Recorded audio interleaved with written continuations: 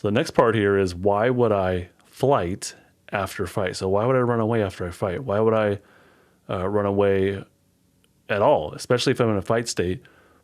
How does running away make sense whatsoever? So this is where we have to get really specific and kind of shed our thoughts about any sort of like romantic ideas about how wonderful human beings are and how awesome it is to fight instead of run away. We have to get rid of those judgments for a moment. So think of these polyvagal states as survival mechanisms, because that's what they are. These states, these autonomic shifts, happen in order to increase the chances of survival. That's it. There is no other value to it. That's really it. Any judgments that we have about what these states look like or how we should do them or how we shouldn't do them, like it doesn't matter right now. For the purpose of this, we need to understand this first and foremost as survival mechanisms. Okay, that's it. These are a biological response. These are a biological imperative in order to survive. As far as I know, all organisms move toward resources for survival, for reproduction, for connection, and we move away from things that would be a hindrance to that. We move away from potential dangers. The organism moves away from danger in flight.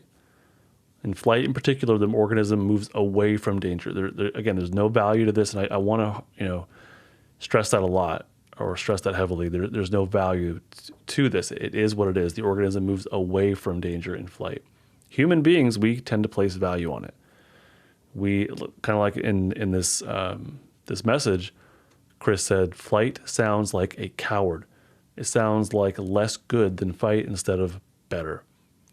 This is a human thing. We have these words in our brain and these judgments, and we have judgments about how tough or strong we should be. A great white shark does not shame itself as it swims away from an orca or a school of orcas. What are those things called? Those black and white fish, those like big dolphin things. Killer whales. Wow. The great white shark, when it is swimming away from maybe a killer whale or two or three or however many it takes, because they can actually hunt great white sharks. If it has to evade that, if it has to get away from there, it doesn't shame itself for not fighting back. It doesn't shame itself for escaping or trying to escape. Humans do, though. Humans do. And with polyvagal theory, we know about this concept of story follow state, where the thoughts in our brain follow the state of our autonomic nervous system. That we have first our autonomic state, and then that influences the words in our brain, really the flavor of our thoughts. So if we're in a fight state, then our thoughts are going to be more shaming, potentially blaming, aggressive. It's gonna color our thoughts. It's gonna flavor our thoughts. If we're in a shutdown state, our thoughts are going to be more hopeless, going to express low worth or low motivation. It's going to match our state. Now, the question here, though, is a little bit more specific, because it's asking, when we go up the ladder from shutdown into fight and we become aggressive, why would we escape? What's the function of escape? So the point of fight is to encroach upon space and then basically to get the danger to back off. We want to create space by actually getting closer to it, in a sense. And then we use our upper body. We use punching, or we use throwing or pushing, or whatever. We use the upper body to get the danger to back off. The point of fight is not to like pummel the danger into the ground and stand over it and beat your chest and feel like you're dominating. Like, that's actually more probably of a rage thing. So fight, as you come up the ladder, is about getting the danger to back off. Think about it this way. Think about like just a really easy example, like a gazelle that has been attacked by a lion. The lion has jumped on it, subdued it. Now the lion is worn out. It had to sprint after the gazelle. It's worn out. It doesn't have the energy to actually eat it quite yet. So just lays next to it, guarding it maybe, and breathing and catching its breath. So while the lion's doing that, maybe some hyenas come along and distract the lion. The lion now has to protect its kill, and the gazelle has an opportunity to come out of shutdown. Let's say the gazelle, by the way, I didn't say this, but the gazelle's not dead. It's just in shutdown. It's fainted or it's collapsed or it's immobilized. So while the lion and the hyenas are distracting each other, the gazelle has an opportunity to come out of shutdown and to use its fight state. Now, a gazelle is not going to throw punches, obviously, but what it might do is push up off the ground using its legs, right?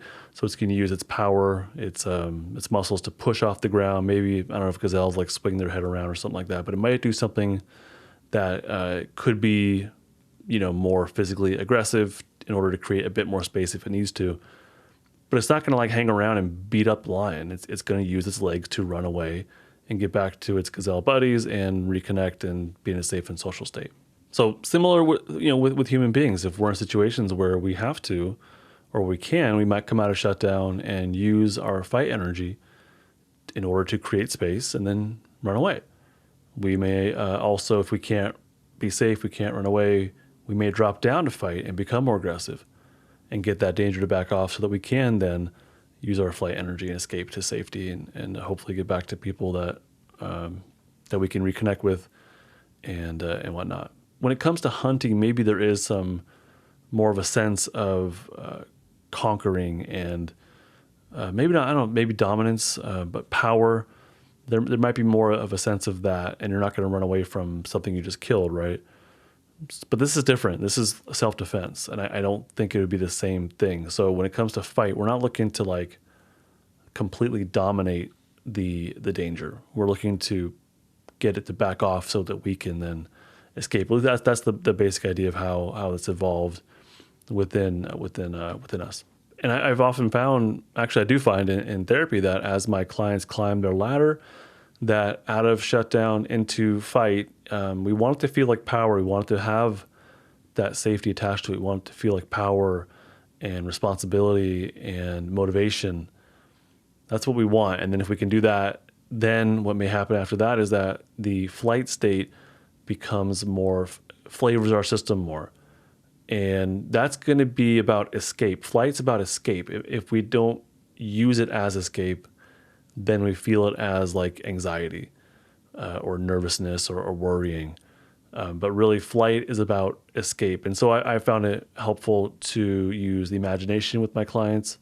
There's that famous example of Peter Levine and Nancy, his client, where he first, I think, had tried out this idea of imagining the tiger chasing after her. And just through imagination, she was able to get a bodily reaction, a physiological reaction of escape and to discharge that stuck traumatic state that she was in. At least in that moment, she was able to do some. I don't think that was the entirety of it.